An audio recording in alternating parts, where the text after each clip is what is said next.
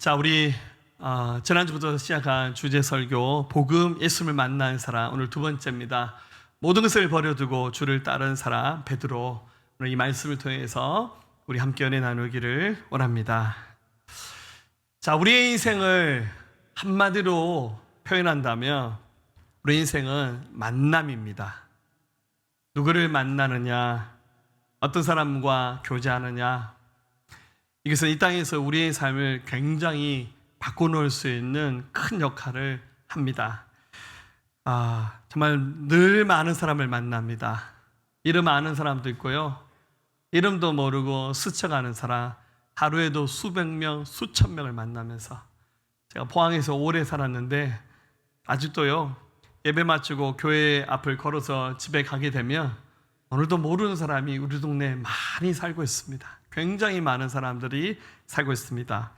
이 만남 가운데 우리가 선택할 수 있는 만남도 있고, 불가항적으로 마치 운명처럼 정해져 있는 그런 만남도 있습니다. 만약에 모든 만남을 우리가 선택하고 결정할 수 있다면 그런 가능한 최고의 만남을 가지셔야 됩니다. 그리고 살고 있는 여러분의 아내, 남편, 여러분 부모님, 자녀들이 최고의 만남입니다. 할렐루야. 자, 옆에 혹시 앉아 계셔 한번 살짝 쳐다보시면서 여러분 사랑의 하트를 딱 보내주시면 됩니다. 할렐루야. 갑자기 보니까 막 두려운 마음이 생기시면 큰일 납니다. 자, 그런데 이 주제의 말씀을 여러분과 함께 나누면서 꼭 여러분에게 소개시고 드리고 싶은 만남이 있습니다. 그 만남은 바로 예수 그리스도, 우리 주님과의 만남을 꼭 여러분에게 전해드리고 싶습니다. 이 자리에 있는 분들 대부분 다 이미 주님 만났습니다라는 고백하실 수 있는 분도 계시겠지만, 아주 주님과의 뜨거운 만남 갖지 못하시고 교회를 그냥 주변머리만 만들듯이 오신 분들 계시다면 오늘 이 말씀을 통해서 꼭 주님 만나시기를 우리 주님의 이름으로 부탁드립니다. 우리 예수님이 어떤 분이시냐면, 우리 예수님은 한 사람, 한 영혼을 찾아오시는 분입니다. 굉장히 많은 사람들이 있고, 또 지구에 70억이 넘는 인류가 살고 있어서 우리 주님이 나 같은 인생에게 무슨 관심이 있겠나, 혹시 그렇게 생각하실지 모르겠지만 우리 주님은 우리를 쳐다보시고 우리를 주목하시면서 우리를 찾아오시는 분입니다. 자, 오늘 말씀 1절 말씀 보니까요, 같이 한번 읽어볼까요?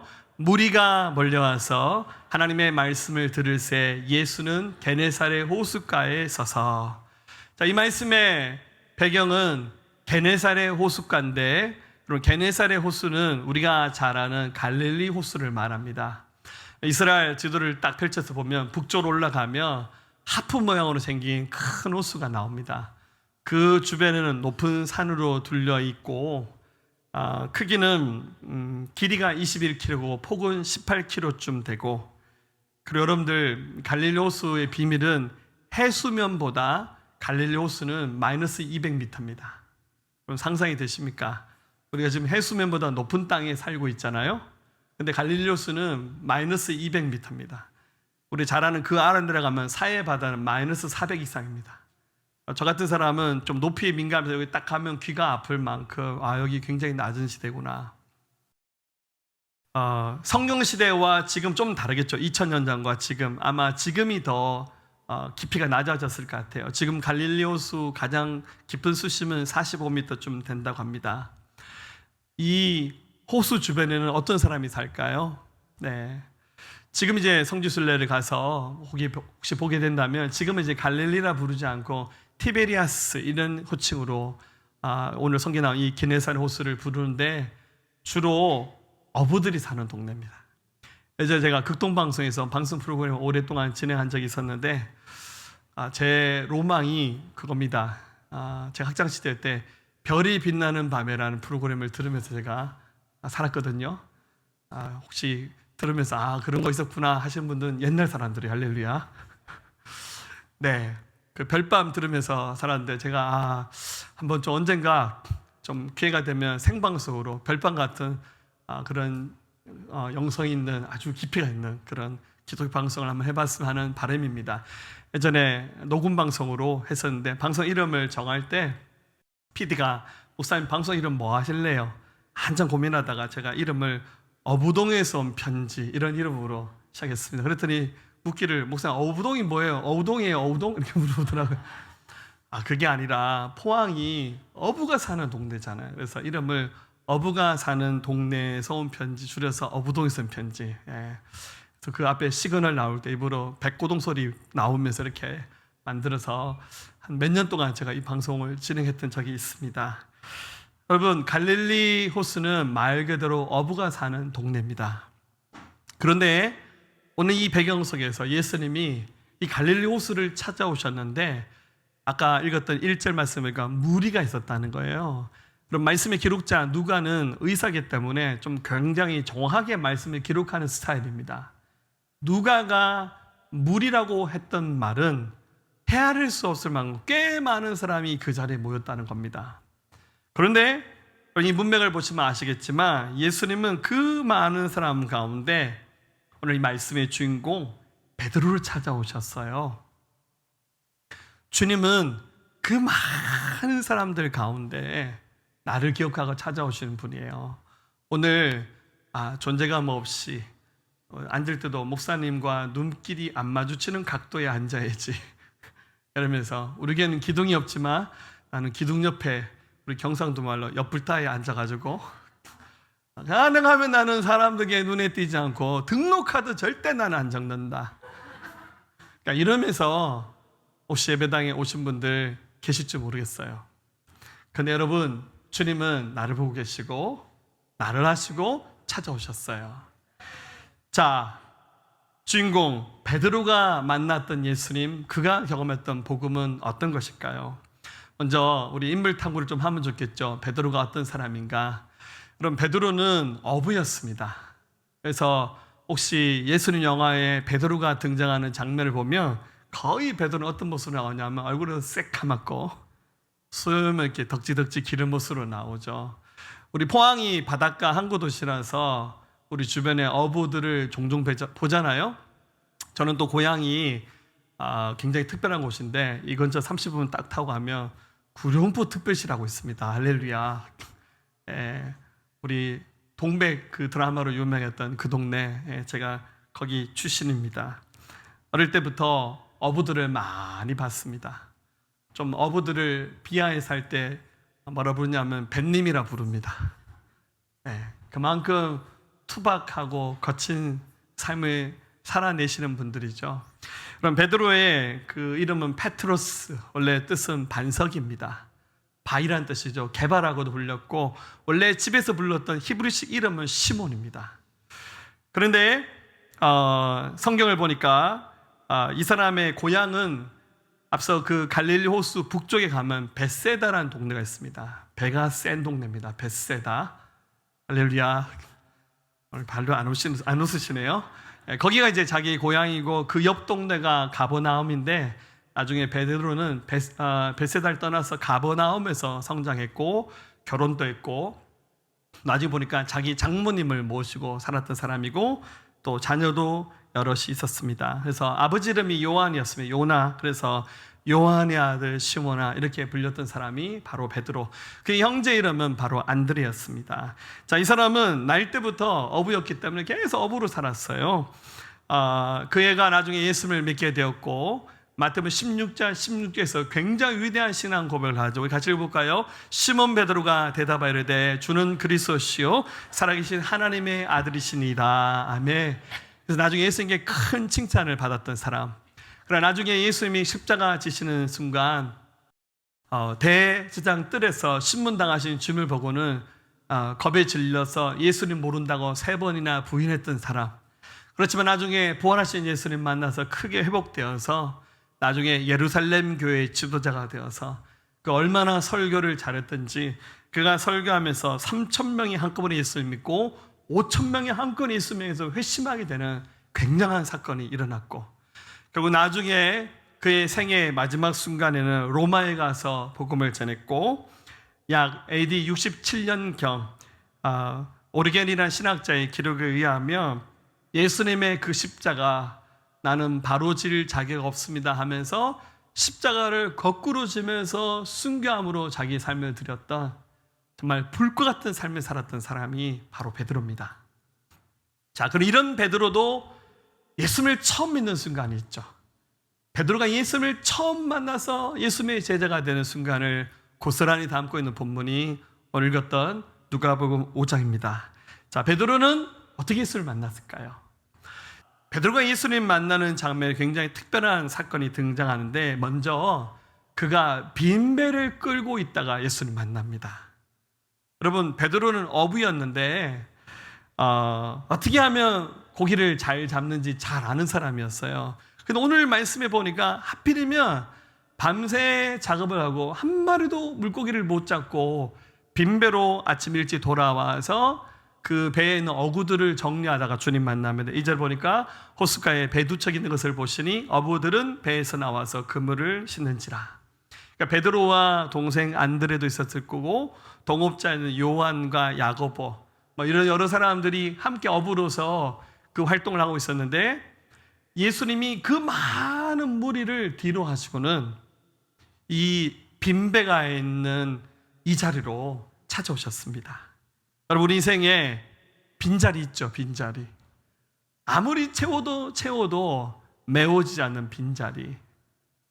어쩌면 여러분들 그 빈자리가 있기 때문에 주님 만날 수 있는 계기가 된 겁니다. 자, 예수님이 이 베드로가 있는 자리를 찾아오셨는데 밤새 고기를 한 마리도 못 잡고 왔으니까 피곤하기도 하고 좀 마음의 실망감도 있었겠죠. 왜 하필이면 물고기 한 마리 못 잡았나 하면서 그 배를 정리하고 있었는데, 예수님이 그 자리에 오셔서 3절 말씀 보니까 한번 읽어볼까요? 예수께서 한 배에 오르시니 그 배는 시몬의 배라. 육지에서 조금 떼기를 청하시고 앉으사 배에서 무리를 가르치더니, 예수님이란 분이 갑자기 오셔서, 어부가 사는 동네입니다. 배가 많이 돼 있어요. 근데 이 자리는 이제 연결해서 배가 두 척 있었는데, 하필이면 시몬 베드로의 배에 예수님이 오시면서 허락도 안 받고 티켓도 안 끊고 그냥 왔어요. 제자들과 좀 많은 무리가 갑자기 소복이 이 배를 타는 거예요. 예수님 당시 이 배가 얼마나 큰 배인지 지금 이 사진에 나온 배보다는 몇 배 큰 배입니다. 이 배에 사람들이 쪼르륵 타고는 갑자기 하는 말이 거기서 예수님이 설교를 하시면서, 그리고는 배를 띄워서 호수 한가운데로 나가는 거예요. 베드로 입장에서는 예상치 못했던 순간입니다. 그런데 예수님이 한참 설교를 하셨는데 베드로가 은혜를 받았는지 안 받았는지 잘 모르겠어요. 갑자기 예수님이 설교를 마치시고 하는 말이, 베드로야, 깊은 데 가서 그물을 한번 내려봐라. 그렇게 말씀하시는 거예요. 자, 4절 말씀 보세요. 말씀을 마치시고 시몬에게 이르시되 깊은 데로 가서 그물을 내려 고기를 잡으라. 나중에 이제 혹시 성지순례를 가서 갈릴리 호수를 가볼 기회가 있으면 우리 순례로 오신 분들을 위해서 갈릴리 호수에는 배가 준비되어 있습니다. 가서 배를 타고 가는데 보통 한 2시간 정도 갈릴리 호수 전체를 한 바퀴 돕니다. 그러면 당연히 그 호수 한가운데서 뭐 할까요? 예배를 드립니다. 선상 예배를 드립니다. 굉장히 감격스러운 순간입니다. 저는 성지순례 맨 처음 갔을 때 그날이 주일이었는데요. 우리 목사님들이 고민하다가 우리 어디서 예배를 드릴까? 호텔 그 세미나실 빌려서 하는 예배는 뭐 좀 답답하잖아요. 오늘 일정이 갈릴리 호수를 가는 일정인데 우리 배에서 한번 예배 드려보자. 그래서 맨 처음 이스라엘 땅 갔을 때 주일날 그 배 한가운데서 우리 목사님들과 함께 주일 예배를 드렸는데요. 그 감격은 뭐 말로 표현할 수 없습니다. 근데 지금 베드로는 예수님 처음 만나고 예수님 누군지 잘 몰라요. 근데 주님이 하신 말씀이, 시몬아, 깊은 데 가서 그물 내려서 고기 한번 잡아보라고. 희한하죠? 예수님 처음 뵙고 또 자기는 이 갈릴리 호수를 너무 잘 알기 때문에 물때를 알고 바람 방향도 알고, 지난밤에 그렇게 여러 번 그물을 던져서 한 마리도 못 잡았는데, 시간상 얼마 되지 않잖아요. 확률적으로 지금 나가서 그물을 던지면 물고기가 안 잡힐 가능성이 거의 100%입니다. 그런데 잘 알지도 못하시는 분, 특히 예수님은 갈릴리 호수를 잘 모르는 분이에요. 얼굴만 보면 알잖아요. 시커멓게 생긴 자신과 예수님 보면 이분은 바다를, 호수를 잘 모르는 분인데, 그런데 희한한 일은 베드로의 마음속에 이분의 말대로 해봐야겠다는 생각이 들었어요. 그래서 말씀에 의지해서 어떡합니까? 그물을 내리게 됩니다. 5절 말씀에 나오죠. 시몬이 대답하여 이르되 선생님, 우리들이 밤이 새도록 수고하였으되 잡은 것이 없지만은 말씀에 의지하여 내가 그물을 내리다 하고, 그렇게 하니 고기를 잡은 것이 심히 많아 그물이 찢어지는지라. 예, 다른 배에 있는 동무들에게 선지자여 와서 도와달라니 그들이 와서 2배의 채움에 잠기게 되었더라. 여러분, 그물이 찢어질 만큼 많이 잡았다는 거예요. 그리고는 자기 배에 도저히 다 담을 수 없어서 친구에게 빨리 너 지금 배 몰고 오라고, 2배가 가득 잠길 만큼 많은 물고기를 잡았다는 거예요. 희한하죠? 한번 상상해 보세요. 지난밤에 그렇게 그물을 많이 던졌는데 고기가 안 잡히는 거예요. 그럼 이거는 하나님께서 지난밤 베드로가 그물을 던질 때 물고기들에게 얘들아, 베드로의 그물엔 들어가지 마라. 왜요? 다 계획이 있어. 베드로, 물고기의 머리에 안테나가 있나 봐요. 기적입니다.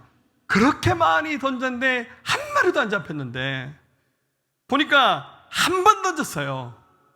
이 갈릴리 호수에 있는 모든 물고기가 전부 다 이 그물 속에 들어와서 잡히는 거예요. 그물을 잡아당기는데 여러분, 그물이 찢어질 정도면 굉장히 많이 잡혔어요.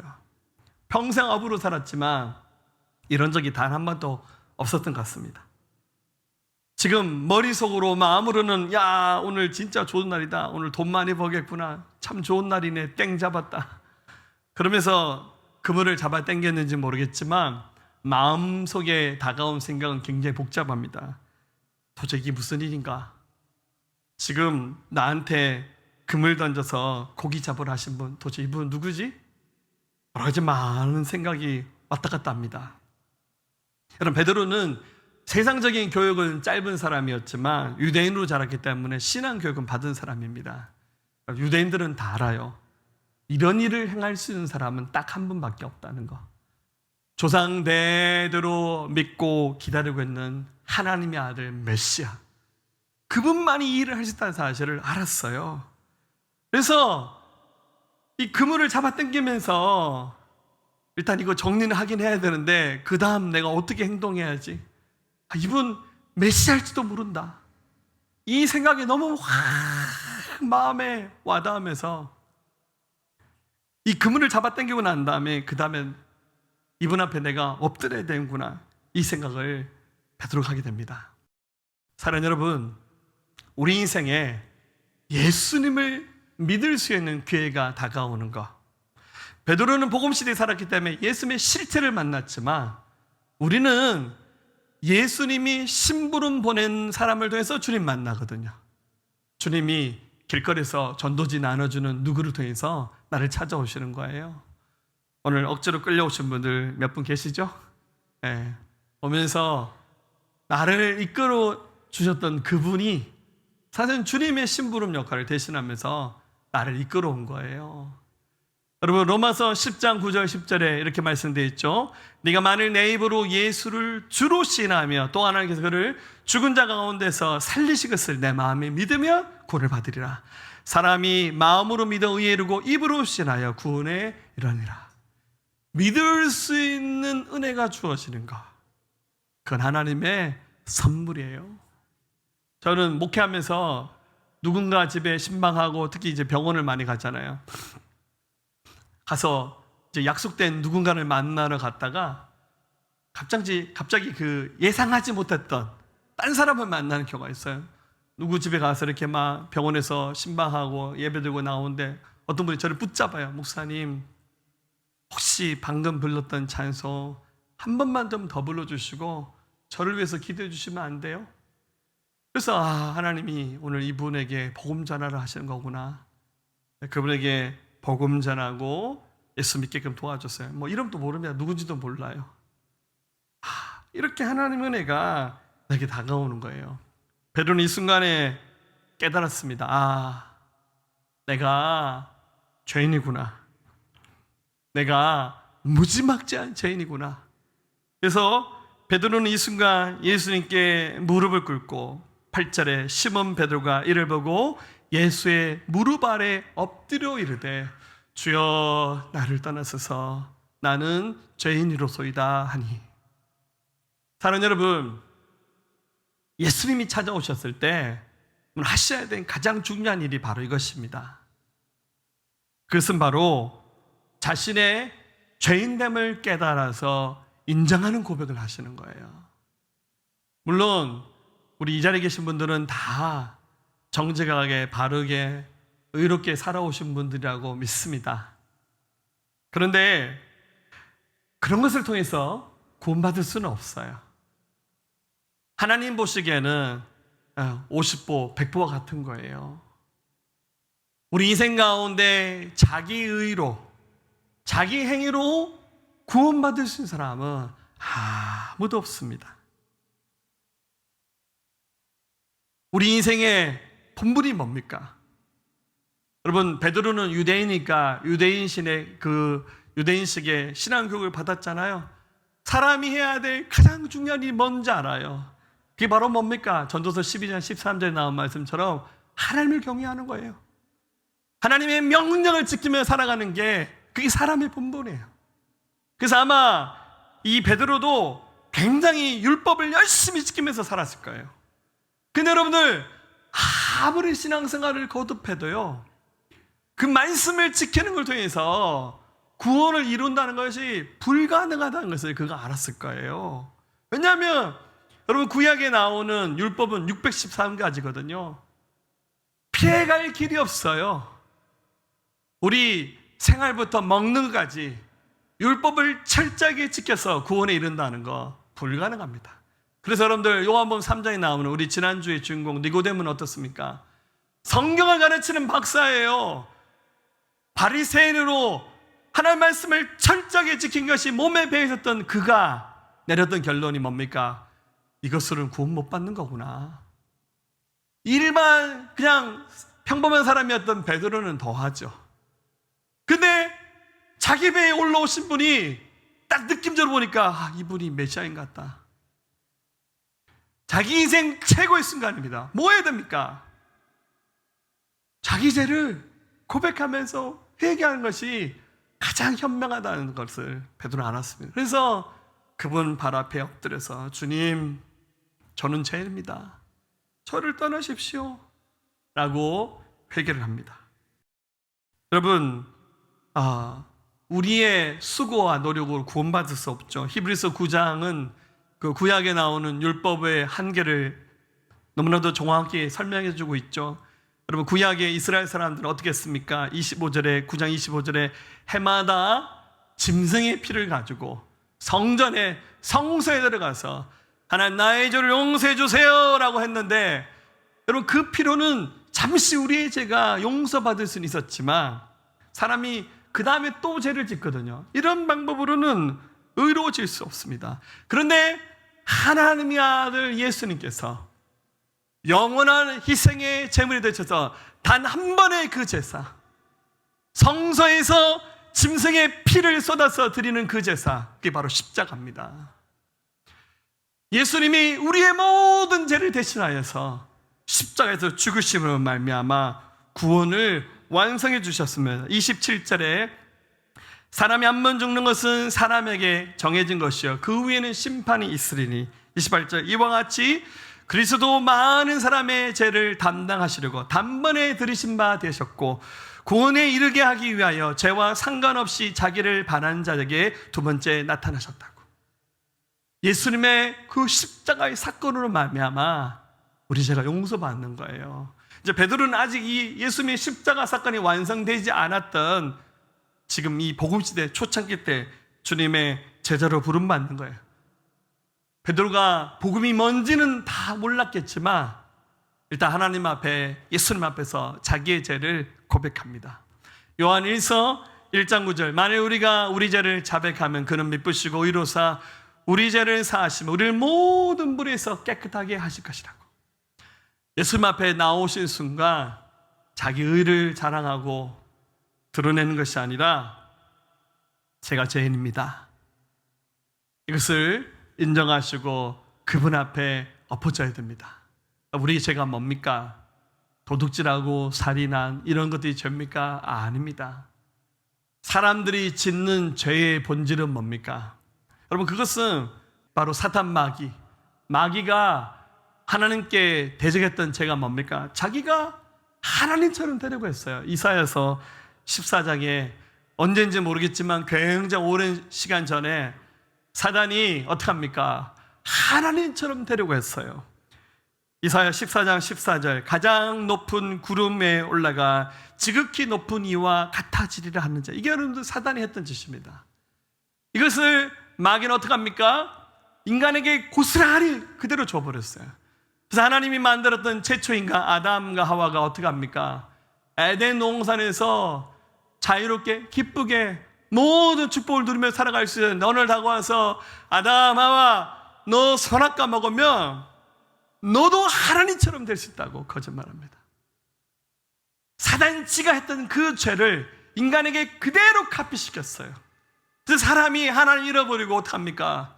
선악과를 먹는 순간 인간이 하나님처럼 되려고 하는 교만을 떨다가 결국 하나님의 심판 앞에 서게 됐고, 아담 하와의 후손을 태어난 모든 인류가 이 죄로부터 벗어나지 못해서 허덕이고 있는 거예요. 그래서 하나님이 인생들이 해결할 수 없는 이 모든 무시무시한 죄악의 문제를 다 해결해 주기 위해서 하나님 아들 예수님 보내주신 거예요. 그래서 예수님이 우리의 죄를 대신하여 십자가에서 죽으시고 부활하신 말미암아 누구든지 예수님을 믿는 순간 하나님이 구원을 선물로 주시는 거예요. 우리가 회개해야 될 죄는 뭔가요? 그것은 바로 예수님을 믿지 않는 죄를 뉘우치고 회개해야 됩니다. 요한복음 16장 8절 9절, 그가 와서 죄에 대하여 의에 대하여 심판에 대하여 세상을 책망하시리라. 죄에 대하여라 함은 그들이 나를 믿지 아니하며. 예수님 믿지 않는 것을 회개하고 자복하고 거기에 엎드려져야 됩니다. 이것이 예수님 만난 사람들이 해야 될 회개입니다. 말씀 준비하면서 나는 어떻게 예수님 믿었나 저의 간증을 한번 생각해 봤습니다. 많이 들으셨겠지만 한 번만 더 들어주시기 바랍니다. 저는 불신자 가정에서 태어났습니다. 저는 지금 이제 목회를 하고 예수님 오래 믿었으니까 우리 목사님 한 3대 4대 뼈대 있는 집안에서 예수 믿은 것도 생각하는데 제가 뼈대에 있습니다. 저희 조상이 왕이시거든요. 김수로 왕이라고. 저는 이제 믿지 않는 가정에서 태어났습니다. 당연히 예수님 믿을 수 있는 기회가 없었죠. 저희 집 바로 앞에 교회가 하나 있었습니다. 그래서 쪼르륵 가서 교회 가보니까 좋더라고요. 간식도 주고 선물도 주고. 우리 동네에 교회가 13개가 있었는데 제가 교회 쇼핑을 좀 했습니다. 교회 다 가봤어요. 갔더니 뭐 선물도 많이 주고 여름 성경학교 하면 재밌잖아요. 근데 이제 부모님 안 믿으시니까 뭐 특별한 시즌이 지나면 교회 안 가죠. 그러다가 고등학교를 진학했는데 제가 다녔던 학교가 미션스쿨이었습니다. 미션스쿨인지 몰랐어요. 입학식을 딱 하는데 찬송가를 부르고 목사님 나와서 설교하시는 거예요. 우리 학교는 예수쟁이 학교구나. 네.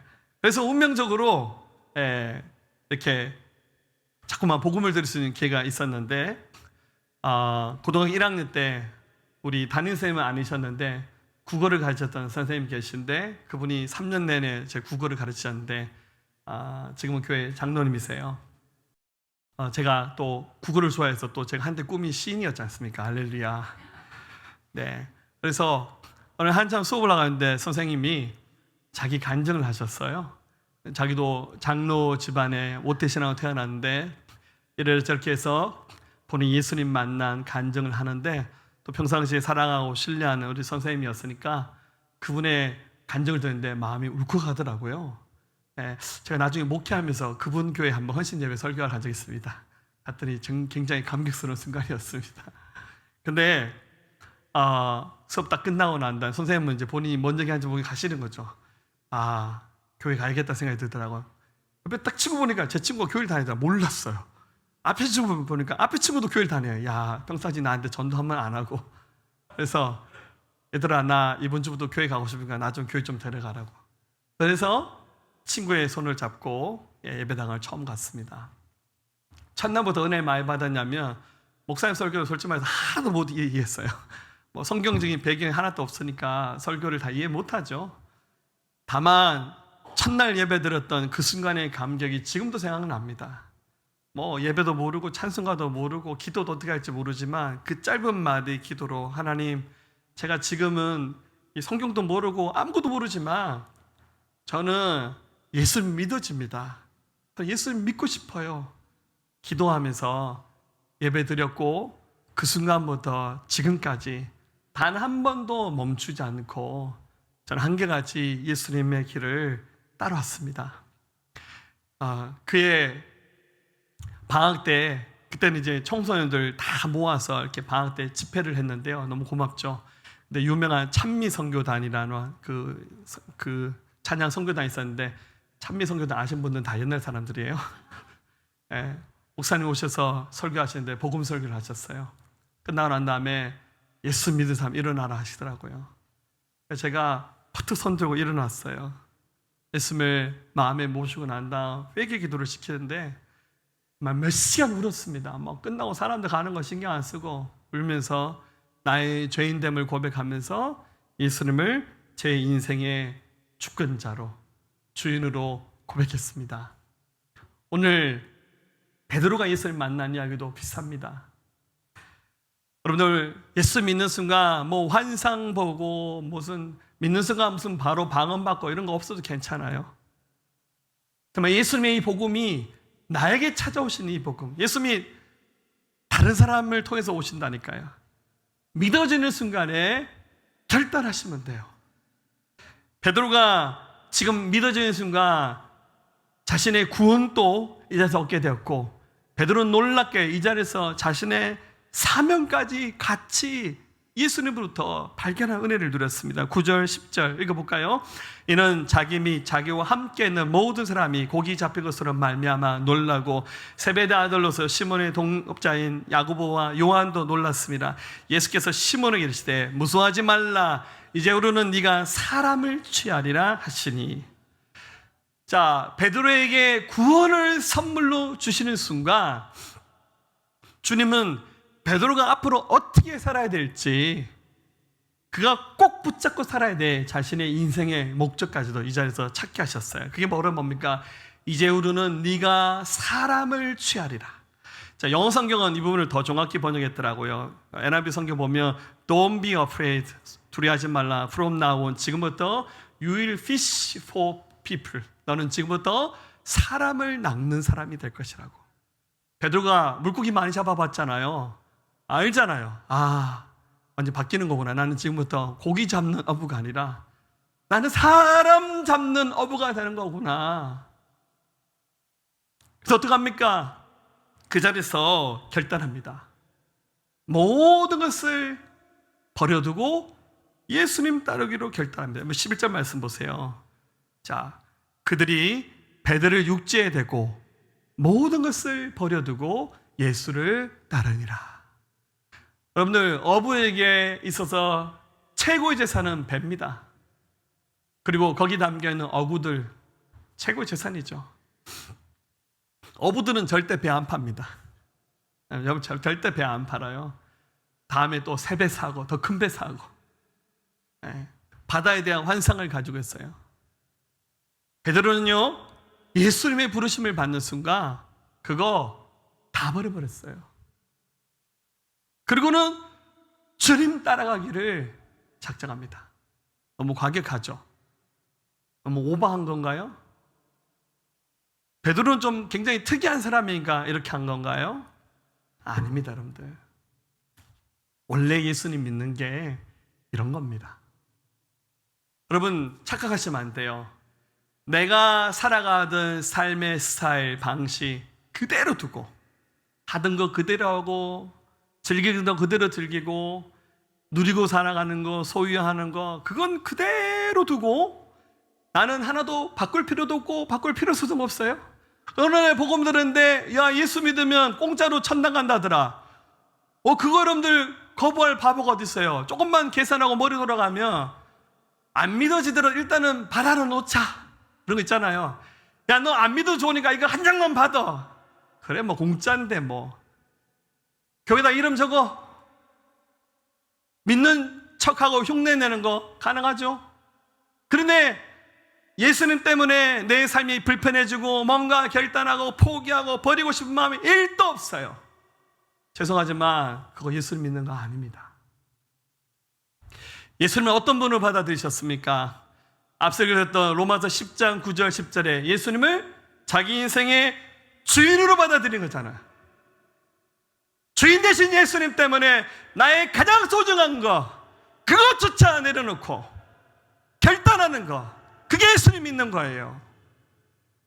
여러분들, 성경에서, 교회에서 복음이라 합니다, 말씀이라 합니다, 이렇게 살아야 됩니다. 아이고 피곤해요, 나는 그냥 예수만 믿고 천국만 갈게요. 굉장히 얄팍하게 말하는 식으로 예수 믿는 거, 죄송하지만 그거 틀린 겁니다. 도마가 예수님 만나고 난 다음에 뭐라고 고백했습니까? 요한복음 20장 28절, 도마가 이르되 나의 주님이시오 나의 하나님이십니다. 예수님은 나의 주님으로 믿는 거예요. 그게 진짜 복음을 만난, 예수를 만난 사람의 신앙 고백입니다. 여러분, 예수님 어떻게 만나셨습니까? 어떻게 만나셨고 어떤 분으로 만나고 계신가요? 베드로 보십시오. 수많은 인생이 있지만 주님이 그를 지명하고 주목하고 찾아오신 것처럼 지금 일부러 나를 찾아오셨다니까요. 내가 알지 못하는 사이 내게 찾아오신 그분이 나의 구원을 위해서 당신의 목숨조차 아끼지 아니하고 십자가에서 던지셨고, 사실 우리는 몰랐지만 그분이 다 준비해 놓으셨어요. 내가 너를 위해서 다 준비해 놨다고. 근데 우리는 어떻게 믿습니까? 주님 준비해 놓으신 건 안 믿어지고 안 보이니까 그냥 나는 그냥 이름만 걸게요. 예수 믿으면 공짜로 천당 간다는데 나는 그냥 공짜로 천국만 갈게요. 굉장히 얄팍한 그런 말만 나열하면서 예수님을 진작에 주님으로 믿는 삶에 대해서는 큰 관심이 없지 않습니까? 여러분, 주님 나를 찾아오셨습니다. 죄로부터 돌아서야 됩니다. 스스로 주인된 삶으로부터 돌아서서 주님 따르기를 결단합니다. 이게 주님 만난 사람들의 간증입니다. 자, 오늘부터 우리 5월 마지막 주 새생명 축제할 때까지 여러분들 이제 우리 목장의 목자들이 얘기해 줄 겁니다. 구원 간증을 한번 써보라고. 나 옛날에 다 했는데, 옛날에 다 하셔도 한 번 더 하십시오. 앞으로 약 2달의 시간이 있습니다.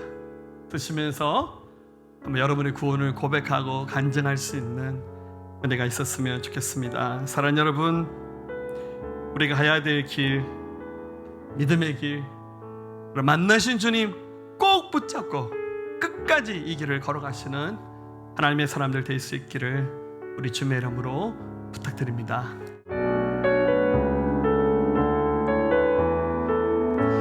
전능하신 나의 주 하나님은, 전능하신 나의 주 하나님은 능치 못하실 일이 전혀 없네. 우리의 모든 간구도, 우리의 모든 생각도, 우리의 모든 꿈과 모든 소망도 신실하신 나의 주 하나님은 모든 괴로움 바꿀 수 있네.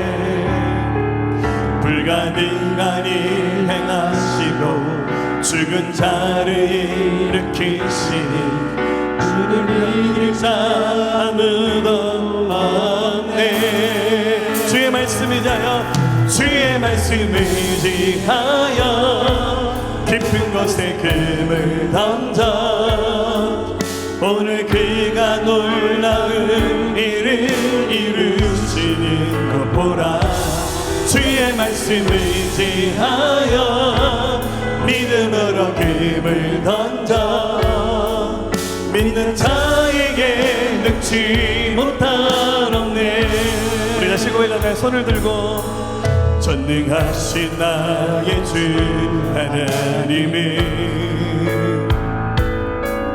능치 못하시니 전혀 없네.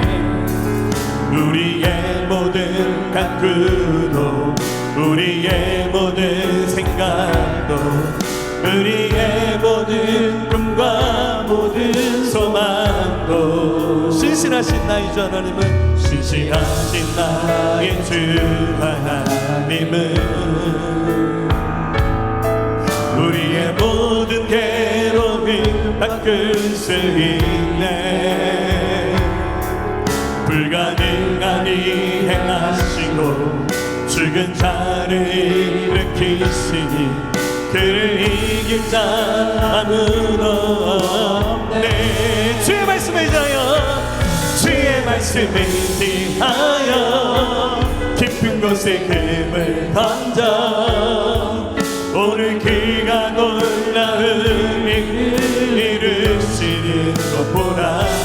주의 말씀을 의지하여 믿음으로 금을 던져 믿는 자에게 능치 못하옵네. 이제는 우리 주 예수 그리스도의 은혜와 독생자를 아낌없이 내어주시 하나님 아버지의 무한하신 사랑하심과 성령님의 내주하시고 외주하시고 각양각색 은혜와 은총으로 교통하심이 이 자리에 있는 사랑하는 성도들 모든 심령 가운데 이들의 가정과 일터와 나라 민족과 모든 열방과 우리 새생명교회 지금부터 영원토록 함께 하옵시기를 간절히 축원하옵나이다. 아멘.